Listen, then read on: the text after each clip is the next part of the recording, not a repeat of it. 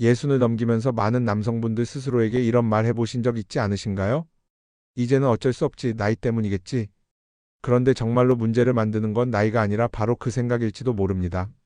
몸이 완전히 한계에 도달해서 멈춘 게 아니라 멈췄다고 믿는 순간부터 몸을 쓰는 방식이 달라지고 삶을 대하는 태도가 달라지고 결국 실제 속도까지 더 빨리 느려지는 경우가 훨씬 많기 때문입니다. 오늘은 바로 그 지점에서 이야기를 시작해 보려 합니다. 많은 분들이 나이 탓이라고 넘겨버렸지만 사실은 생활 방식이 바뀌지 않아서 벌어진 변화들에 대해 차근차근 짚어보겠습니다. 남자는 도대체 몇 살까지 괜찮은 걸까요? 누구도 대놓고 묻지는 않지만 혼자 있는 밤이면 한 번쯤 떠올려 보셨을 질문일 겁니다. 예전 같지 않다는 느낌이 조용히 스며들기 시작한 어느 날 불을 끄고 누워 있으면 생각이 깊어집니다. 이제 나는 내려오는 길만 남은 건 아닐까? 이제는 그냥 속도를 줄이고 조용히 살아야 하는 나이가 된 건 아닐까? 그런데 이상하게도 이렇게 중요한 질문에 대해 현실적이고 솔직한 이야기를 들을 기회는 많지 않습니다. 한쪽에서는 나이 들면 다 그렇다며 대수롭지 않게 넘기고 다른 쪽에서는 무언가만 먹으면 다시 젊어진다는 과장된 이야기만 들려줍니다. 그 사이에서 많은 시니어 남성분들이 길을 잃습니다. 포기하자니 억울하고 무언가를 믿자니 불안합니다. 결국 아무에게도 말하지 못한 채 혼자 속으로만 고민을 키워갑니다. 특히 활력의 문제는 단순히 몸의 기능 하나로 끝나지 않습니다. 자신감이 줄고 표정이 달라지고 말수가 줄어듭니다. 예전에는 가볍게 나가던 약속도 괜히 부담스럽고 사람 많은 자리가 피곤하게 느껴집니다.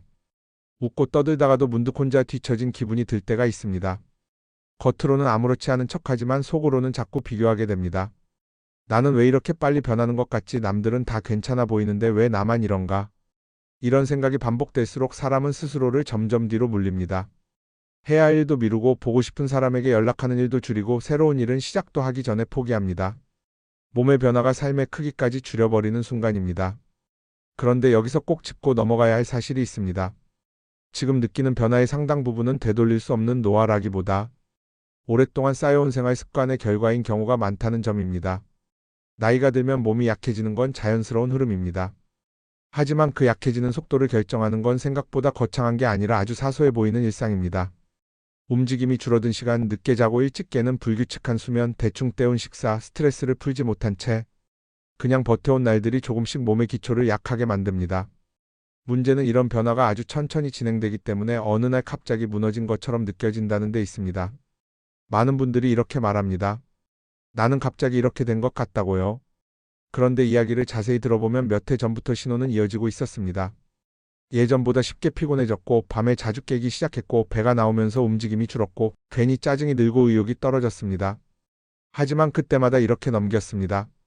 나이 들면 다 그렇지, 요즘 좀 피곤해서 그렇겠지, 조금만 쉬면 괜찮아지겠지. 그러는 사이 기초 체력은 서서히 내려가고 회복 속도는 점점 느려졌습니다. 그러다 어느 순간 예전과 너무 달라진 자신을 발견하고 그제야 불안해지는 겁니다. 바로 이 지점에서 첫 번째 갈림길이 생깁니다. 이 변화를 보고 이제 줄여야 할 때라고 생각할 것인가, 아니면 관리 방식을 바꿔야 할 때라고 받아들일 것인가 하는 선택입니다. 많은 분들이 전자를 택합니다. 운동은 무리라며 피하고 피곤하니 쉬어야 한다며 움직임을 줄이고 새로운 시도는 괜히 힘들다며 미룹니다. 처음에는 몸을 아끼는 선택처럼 보입니다. 하지만 시간이 지나면 그 선택이 몸을 더 빨리 약하게 만드는 방향으로 흐릅니다. 움직임이 줄면 근육이 줄고 근육이 줄면 기초 체력이 떨어지고 혈액순환이 둔해지고 몸은 더 쉽게 지치게 됩니다. 그러면 다시 이렇게 말하게 됩니다. 이제는 진짜 늙었나 보다. 하지만 많은 경우 나이가 갑자기 몸을 무너뜨린 게 아니라 몸을 덜 쓰는 생활이 변화를 앞당긴 겁니다. 제가 만나본 분들 중 가장 안타까웠던 경우는 아직 충분히 좋아질 여지가 있는데 마음속에서 이미 스스로를 끝난 사람처럼 취급해버린 분들이었습니다.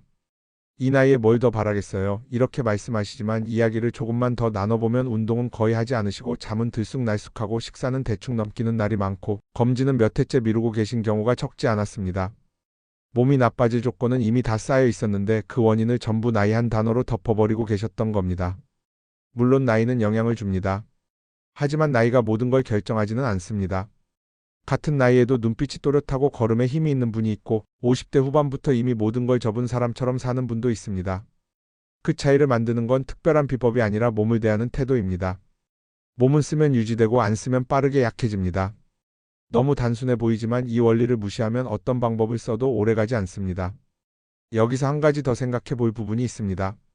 많은 남성분들이 활력이 떨어지기 시작하면 문제를 아주 좁게 바라봅니다. 특정 기능 하나만 다시 좋아지면 모든 게 해결될 것처럼 생각합니다. 하지만 몸은 그렇게 따로 움직이지 않습니다.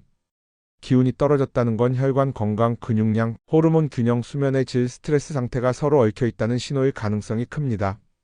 잠을 깊이 못 자면 호르몬 균형이 흔들리고 호르몬이 줄면 근육이 줄고 근육이 줄면 체력이 떨어지고 그러면 다시 피곤해서 잠이 얕아집니다. 이 연결고리를 보지 못하면 자꾸 엉뚱한 곳에서 답을 찾게 됩니다. 그래서 어떤 분들은 좋다는 음식, 좋다는 보충제, 좋다는 방법을 계속 바꿔가며 시도합니다. 그때마다 이번에는 다르겠지 기대했다가 큰 변화를 못 느끼면 더 크게 실망합니다. 그리고 결국 이렇게 말합니다. 역시 나이는 못 속이네. 하지만 정말 못 속인 건 나이가 아니라 몸의 기본 원리를 거스른 생활이었을지도 모릅니다. 몸은 생각보다 단순합니다. 과하게 몰아붙여도 탈이 나고 너무 방치해도 약해집니다. 대신 일정한 자극과 회복, 규칙적인 관리가 이어지면 나이가 들어도 충분히 반응을 보여줍니다. 다행스러운 건 몸은 생각보다 완고하지 않다는 사실입니다. 오랫동안 방치된 상태에서도 방향만 제대로 잡아주면 늦게라도 변화를 보이는 경우를 저는 정말 많이 봤습니다. 무리한 방법이 아니라 기본을 다시 세우는 것부터 시작했을 때 몸은 조용하지만 분명하게 달라집니다. 아침에 눈 뜨는 느낌이 달라지고 걸음걸이에 힘이 실리고 괜히 사람을 피하던 마음이 조금씩 풀립니다. 이런 변화는 하루아침에 오지 않습니다. 하지만 어느 순간 돌아보면 예전보다 나아져 있는 자신을 발견하게 됩니다. 오늘 이 이야기는 무언가를 당장 사서 먹으라는 이야기가 아닙니다. 기적을 약속하는 이야기도 아닙니다.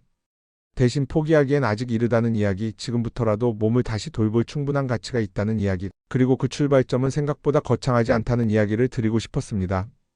그리고 바로 여기서 다음 단계가 시작됩니다. 그렇다면 무엇부터 바꿔야 몸이 다시 반응하기 시작할까요? 많은 분들이 이 질문 앞에서 가장 먼저 떠올리는 건 무언가를 더 보충하는 방법입니다. 기운이 떨어졌다고 느끼면 몸에 좋은 음식을 찾고, 피로가 쌓이면 건강식품을 늘리고 누군가 효과를 봤다는 이야기에 귀를 기울입니다. 무언가를 더하면 다시 예전처럼 돌아갈 수 있을 것 같은 기대가 생깁니다. 하지만 여기서 방향이 어긋나는 경우가 많습니다. 몸의 활력은 무엇을 더 넣느냐보다 먼저 지금의 몸 상태가 그것을 받아들일 준비가 되어 있느냐에 달려 있습니다. 소화 기능이 약해지고 혈액순환이 둔해지고 수면이 불안정한 상태에서는 아무리 좋은 것을 더해도 몸은 그 효과를 충분히 활용하기 어렵습니다.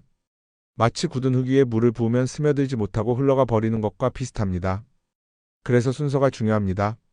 더하기 전에 먼저 흐름을 열어줘야 합니다. 가장 먼저 살펴볼 부분은 하루 중 몸을 쓰는 시간입니다. 나이가 들수록 몸을 아껴야 한다는 생각 때문에 오히려 움직임이 크게 줄어드는 경우가 많습니다. 피곤하니까 앉아있고 힘드니까 쉬고 그러다 보니 하루 대부분을 비슷한 자세로 보내게 됩니다. 문제는 몸이 쓰이지 않으면 빠르게 기능을 줄인다는 점입니다. 특히 근육은 사용하라는 신호가 없으면 필요 없는 조직으로 판단하고 줄어듭니다. 근육이 줄면 체력이 떨어지고 체력이 떨어지면 일상적인 움직임도 더 힘들어집니다. 그러면 다시 움직임을 피하게 되고 악순환이 반복됩니다. 이 흐름을 끊는 데 필요한 건 거창한 운동이 아닙니다. 숨이 약간 찰 정도의 가벼운 움직임을 하루에 여러 번 나누어 주는 것이 중요합니다. 오래 앉아 있었다면 자리에서 일어나 몸을 펴고 짧게라도 걷고 가까운 거리는 일부러 걸어서 이동하는 식입니다. 처음에는 별 차이가 없는 것처럼 느껴질 수 있습니다. 하지만 이런 자극이 반복되면 몸은 다시 쓰이는 구조로 바뀌기 시작합니다. 혈액순환이 조금씩 활발해지고 근육이 보내는 신호가 늘어나면서 기초 체력이 서서히 살아납니다. 다음으로 중요한 건 수면의 리듬입니다. 많은 시니어 분들이 잠을 깊이 자지 못한다고 이야기합니다. 자주 깨고 이른 새벽에 눈이 떠지고 낮 동안 졸음이 몰려온다고 합니다. 수면이 얕아지면 단순히 피곤한 걸로 끝나지 않습니다. 몸이 스스로를 정비할 시간이 줄어들면서 회복 속도가 떨어집니다. 호르몬 균형이 흔들리고 낮의 활력도 함께 줄어듭니다. 그래서 수면을 단순한 휴식이 아니라 몸의 회복 시간으로 바라볼 필요가 있습니다. 수면의 질을 높이기 위해 가장 중요한 건 규칙입니다. 매일 비슷한 시간에 눕고 비슷한 시간에 일어나는 생활 리듬이 몸의 내부 시계를 안정시킵니다. 자기 전에는 밝은 빛과 강한 자극을 줄이고 늦은 시간 과식이나 과음은 피하는 것이 도움이 됩니다. 이런 기본이 자리 잡으면 잠드는 과정이 조금씩 편안해지고 깊은 수면이 늘어납니다. 잠이 달라지면 낮의 컨디션도 함께 달라집니다. 여기에 더해 스트레스 관리도 빼놓을 수 없습니다. 나이가 들수록 바쁜 일은 줄어들 수 있지만 걱정은 줄지 않는 경우가 많습니다. 건강에 대한 염려, 가족에 대한 책임, 미래에 대한 불안이 마음 한켠에 계속 남아 있습니다. 이런 긴장이 이어지면 몸은 계속 대비 상태를 유지하게 되고 회복 모드로 충분히 들어가지 못합니다. 그래서 몸을 돌보는 일에는 마음을 풀어주는 시간도 포함되어야 합니다. 좋아하는 일을 하거나 편하게 이야기 나눌 사람을 만나거나 잠시라도 걱정을 내려놓는 시간이 몸의 활력을 회복하는 데 도움이 됩니다. 이렇게 움직임, 수면, 긴장 완화 같은 기본 조건들이 조금씩 자리를 잡기 시작하면 몸은 아주 작은 신호부터 바꾸기 시작합니다. 아침에 일어날 때 덜 무겁고 낮에 졸음이 줄고 같은 거리를 걸어도 예전보다 숨이 덜 찹니다. 겉으로 보기에는 사소해 보일 수 있지만 이런 변화는 몸 안에서 방향이 바뀌고 있다는 신호입니다. 바로 이때부터 비로소 다른 관리들이 제 역할을 하기 시작합니다. 결국 중요한 건 무엇을 더하는가가 아니라 몸이 회복할 수 있는 환경을 먼저 만드는 일입니다. 이 순서가 맞아야 이후의 노력들이 헛돌지 않습니다. 다음 이야기에서는 이렇게 작은 변화가 나타나기 시작했을 때 많은 분들이 놓치는 또 하나의 중요한 지점을 이어서 말씀드리겠습니다. 몸이 다시 반응하기 시작하는 순간은 생각보다 조용하게 찾아옵니다. 어느 날 아침 예전보다 조금 덜 무겁다는 느낌이 들고 낮 동안 졸음이 줄고 걸을 때 숨이 덜 차다는 걸 문득 알아차리게 됩니다. 큰 변화는 아니지만 분명 어제와는 다른 느낌입니다. 그런데 바로 이 지점에서 많은 분들이 가장 중요한 기회를 놓칩니다. 이 작은 변화를 대수롭지 않게 넘겨버리는 겁니다. 기분 탓이겠지 하고 흘려버리고 우연이겠지 하고 의미를 두지 않습니다. 몸이 보내는 신호를 스스로 지워버리면 동력이 생기지 않습니다. 그러면 다시 예전 생활로 돌아가게 되고 어렵게 만들어낸 변화의 흐름은 금세 희미해집니다. 반대로 작은 변화를 의미 있게 받아들이는 분들은 다르게 움직입니다. 무엇이 달라졌는지 돌아보고 최근에 바뀐 생활 중 도움이 된 부분을 찾습니다. 잠드는 시간이 일정해졌는지, 걷는 시간이 늘었는지, 식사 시간이 규칙적이었는지 살펴봅니다. 그리고 그중 몸이 반응한 요소를 반복합니다. 이 반복이 쌓이면 몸은 새로운 기준에 적응하기 시작합니다. 몸은 갑자기 좋아지지 않습니다. 서서히 방향을 바꿉니다. 그래서 처음에는 속도가 답답하게 느껴질 수 있습니다. 하지만 이 느린 변화를 견디는 사람이 결국 다른 결과를 만듭니다. 많은 분들이 여기서 조급해집니다.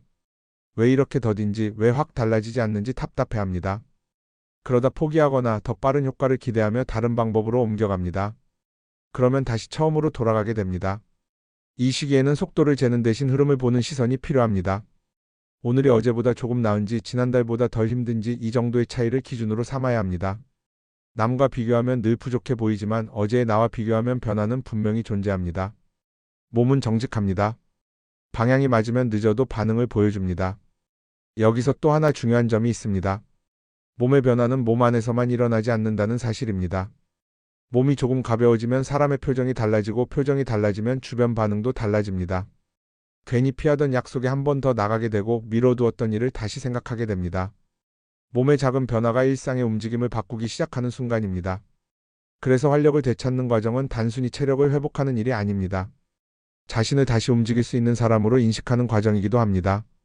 나는 이제 줄여야 할 사람이 아니라 관리하면 달라질 수 있는 사람이라는 생각이 자리 잡을 때 행동이 이어집니다. 이 생각이 흐름을 끊지 않게 만드는 힘이 됩니다. 다음 단계에서는 또 다른 시험이 기다리고 있습니다. 몸이 조금 나아졌다는 느낌이 들기 시작하면 마음이 먼저 안심하게 됩니다. 바로 그 지점에서 관리의 방향이 다시 흔들리기 쉽습니다.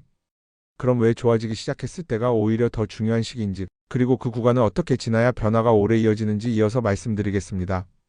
몸이 조금 나아졌다는 느낌이 들기 시작하는 시점은 분명 반가운 구간입니다. 그런데 아이러니하게도 바로 그때가 가장 흔들리기 쉬운 시기이기도 합니다. 많은 분들이 이제 괜찮아진 것 같다는 생각이 들면서 그동안 조심하던 생활을 조금씩 풀기 시작합니다. 잠드는 시간이 다시 늦어지고 움직임이 줄고 식사도 대충 넘기는 날이 늘어납니다. 몸은 아직 완전히 자리를 잡지 않았는데 마음이 먼저 긴장을 놓아버리는 겁니다. 몸은 새로운 상태에 적응하는 데 시간이 필요합니다.